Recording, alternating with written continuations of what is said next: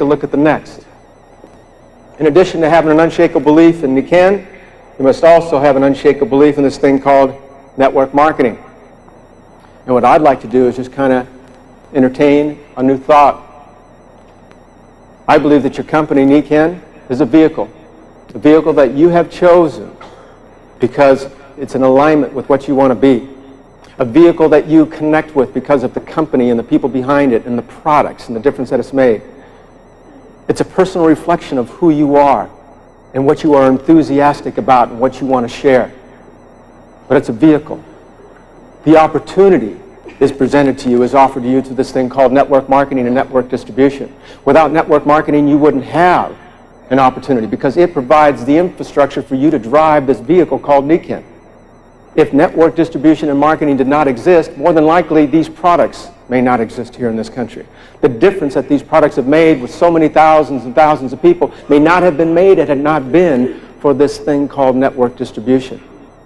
And the reason that I bring this to your attention is that you, each and every one of us, have to make an educated choice to put ourselves in the process of experiencing everything we can about network marketing so that we can build an unshakable belief in it as well.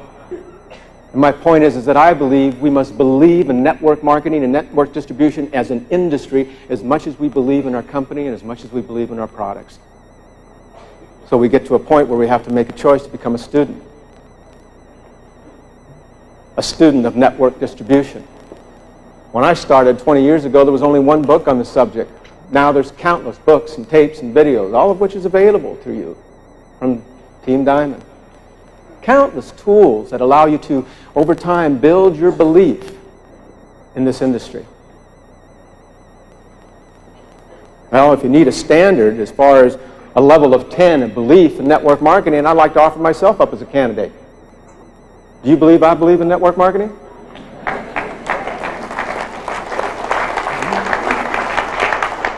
And I believe with all my heart and all my might. Now, I didn't wake up one morning and just all of a sudden say I believe. For 20 years, I've made that choice to submerge myself in the process of experiencing everything I could. 10 years ago, I made the choice of making network marketing my product, my only product. I mean, I have such an unshakable faith and belief in this industry, I could be challenged by the most powerful person in the world, and it would just be like water off of a duck's back. President Clinton, have you heard of him? He could call me up, and he could say, Mr. Kalench, this is President Clinton, and I got your name because I understand that you are an advocate of some sort for this thing called network marketing, and I've been getting many phone calls from my congressmen and my senators who have been getting many letters and calls from their constituents. And I wasn't aware of this, but there is a number of Americans out there that are unhappy with this thing called network marketing. People that they believe promises were made to them, but now they have products in their garage that they can't sell and that their dreams are shattered. And so what I'm thinking about doing, Mr. Kalench, is taking this thing called network marketing and to protect the people of America, wiping it off the map of free enterprise altogether.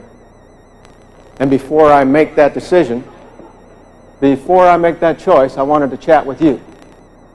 And I'd say, well, President Clinton, thank you so much for the opportunity. I'd catch the first flight into Washington, take a car right into the White House grounds, walk right into that Oval Office and sit right across from the President's desk and look him straight in the eye. And I'd say something like, first of all, President Clinton, I want you to know that I'm very sensitive to your concerns. I also know that you're an educated man and that you do not like making choices and decisions until you have all the facts and that you have talked to the right people. And it's very obvious to me, President Clinton, that you don't have all the facts about network marketing and you haven't yet talked to the right people.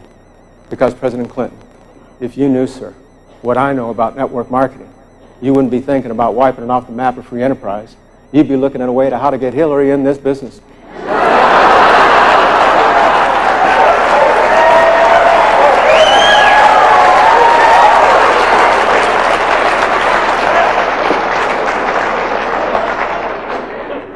Now, if you have that unshakable level of belief in network marketing, what could you do? Anything. You'd be out there every single day perpetuating the value and the benefits of this industry. Not just talking about the company and the products, but in harmony, you'd be chatting about the opportunity, letting people know about how viable and timely this industry is. And if they say something indifferent or negative, you'd look them right in the eye and say, you know, it's really unfortunate to feel that way. Obviously, you just haven't met the right people, and you don't have all the facts. Because if you knew what I know, you wouldn't think that. let alone say it. And you'd be giving them tools and information to take their level of belief in the industry higher. You'd be attracting a lot more people to your business opportunity and not just wholesale users of your products. Third is that you must have an unshakable faith and level of belief in yourself. This is probably the foundation of the three. You got to believe in the potential of what you're able to accomplish. You got to believe in your dreams, that you're both worthy of them and capable of achieving them. Now that's a lot easier said than done. Most of the time we're attracting people to our business that don't come from a successful background, that haven't experienced this thing called prosperity and success and the things that they've done in the past. They are very attracted to who we are and what we're trying to accomplish, and they get caught up in that attraction, and they dream that something could possibly happen for them as well. But they don't truly believe within their whole heart and soul that they can achieve what it is they would love to achieve.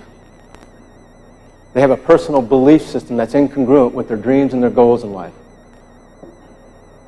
So my suggestion is that from the moment that we get started on this journey, we need to now take the time to make the investments to become students of ourselves, to read the books, to listen to the tapes, to go to the seminars, go to all the conferences, to surround ourselves with people that think more of us than we think of ourselves, to become a student of personal development and enlightenment, to make that choice, to put all the time and energy and money that we can into our mind, into our belief. It was Benjamin Franklin that said it better than anybody else I've ever read. He says, take everything that you own and put it in your mind. That way nobody can ever steal it. Now what I find really interesting is that the average American spends somewhere around $800 a year on niceties for the outside of their head. Things like shampoos and conditioners and hats and permanents and razor blades and mustache wax and face creams and all that kind of stuff. About $800 a year the average American spends on the things for the outside of their head. Then you ask that same American to invest somewhere around $200, $300 into some books, tapes, a seminar, a conference, a workshop that will help them tap into their dreams, and now all of a sudden they don't think their head's worth it.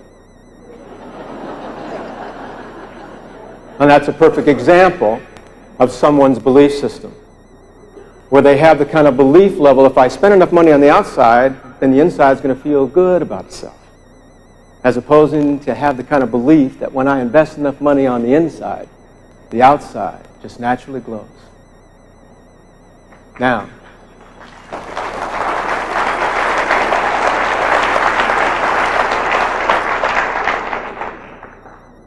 need a standard for personal belief, need a benchmark to point to.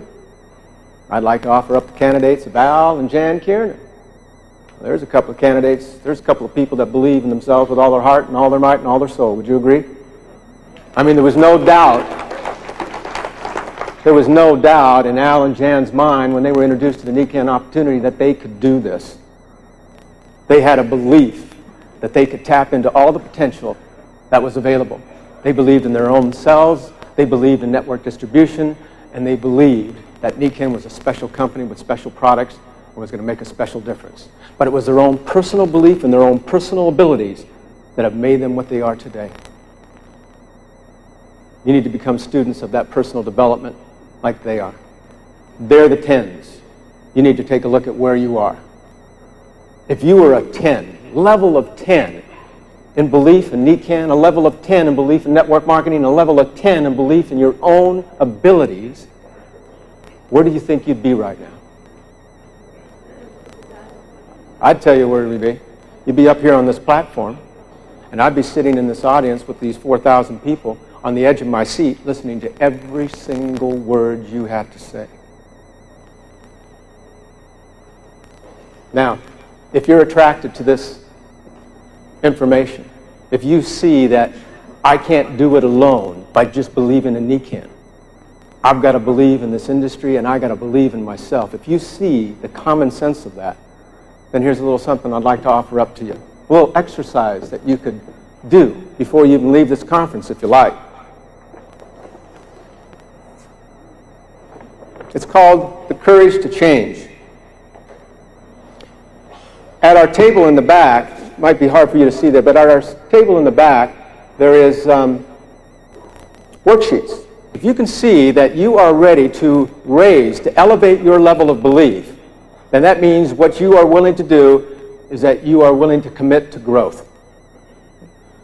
Now, growth only comes as a result of making a change. And in order to change, we must be courageous. There's two reasons why we will be willing to change. One is we get to a point in our life where we're fed up. I can't take this anymore. I refuse to live like this anymore. I refuse to think like this anymore. And we get to that point where we now have the courage to make change. Another reason that we change is that we are inspired by some dreams and some goals that come into our life. And we're willing to do the things necessary to tap into those dreams. We self-motivate.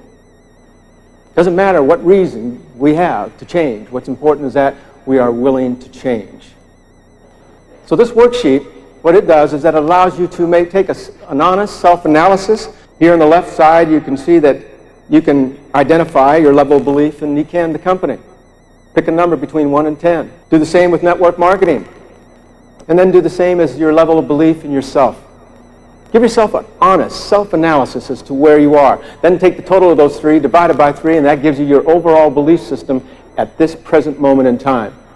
Then make a commitment over the next 90 days to do the things you need to do to raise your level of belief. At the same time, it's going to raise your business and raise your income. First section here is that once you've identified your level of belief is now work with your buddy and identify the consequences that you would experience if you did not do what you needed to do to build a stronger belief. The consequences of not building a stronger belief in Nikken can mean that maybe you don't go out there and perpetuate the products and the opportunity to people as much. Consequently, you don't create more customers. Consequently, you got people that are not interested in purchasing your products. They're not all that inexpensive. You need to have a strong belief to get people to make the investment in most of your products. And so as a result of that, that means you don't have any customers, you don't have any people that are interested in looking at the possibilities of maybe perpetuating the good of it to other people, so you don't have any candidates or prospects, so maybe you end up quitting. That could be the consequences of you not making a choice to build a stronger belief. Next category allows you to define what rewards you would experience and enjoy if you did make the choice. And in the third area, if you can see that the rewards are great, you can see that the consequences are miserable, then you have a place here to identify action steps that you're going to take over the next 90 days to elevate your level of belief in each category. And then down at the bottom, a place for you to put in your information, a place for your buddy to put in their information, a place for you to make a signature of commitment and promise. Make each other accountable and responsible for this exercise that you collectively did. And if you'd like our support at MIM, make a copy of your worksheet and mail it in to us. Our address is on there. We've got telecoaches at our office. I'd be more than happy to follow up with you. Not only stimulate you and do what we need to do to move you towards your action steps, but maybe even give you some ideas as to what you can do to build stronger levels of faith and belief in the industry and in yourself. So if you're attracted to this, here's your opportunity to move away from this experience and to do something proactive so that over the next 90 days you've got a stronger level of belief in all three categories than what you have at this moment. So now let's go back to the cycle of success. Now with this level of belief, you're going to push down on this pedal. The cycle of success tells us the next things we need to do is plan. This is not one of the more popular things in my cycle of success, it's planning. I like to get into action. How about you? Okay. Well, I think Benjamin Franklin said, I think we all have heard the value of planning our work and working our plan. Well, Benjamin Franklin said it really good. He said, if someone only gave you 4 hours to cut down a tree, I suggest you invest 3 hours of it sharpening the axe. How many of you have been swinging a dull axe for the last few months?